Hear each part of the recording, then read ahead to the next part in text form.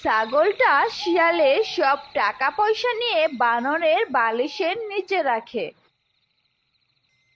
সকালে শিয়াল ঘুম থেকে উঠে দেখে আলমারি খোলা, আর এখানে একটা পয়সাও নেই।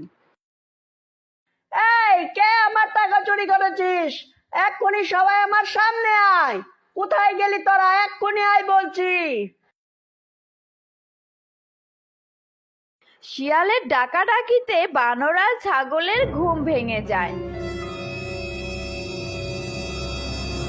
কি হয়েছে মালিক? আমার আলমারি থেকে কে জানি সব টাকা চুরি করে নিয়ে গেছে। ভালোই ভালোই বল, তোরা কেউ আমার টাকা চুরি করেছিস কিনা? না মালিক, আমরা তো আপনার টাকা চুরি করিনি। আমার তো মনে হয় এদের দুইজনের কেউই চুরি করেছে। দুইটাকে বেঁধে ইচ্ছা মতো মারো, তাহলে সব সত্য কথা বের হয়ে আসবে।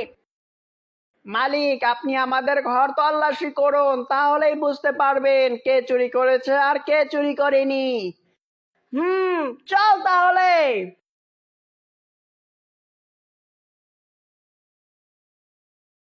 ছাগলের এখানে তো কিছুই পেলাম না। এখন বানরের ওইখানে চেক করি।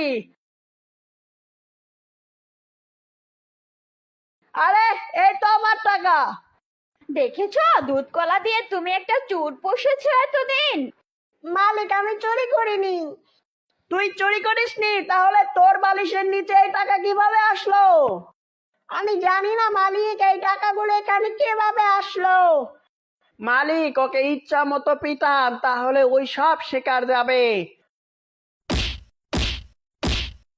শিয়াল বানরকে বেঁধে ইচ্ছে মতো মারতে থাকে।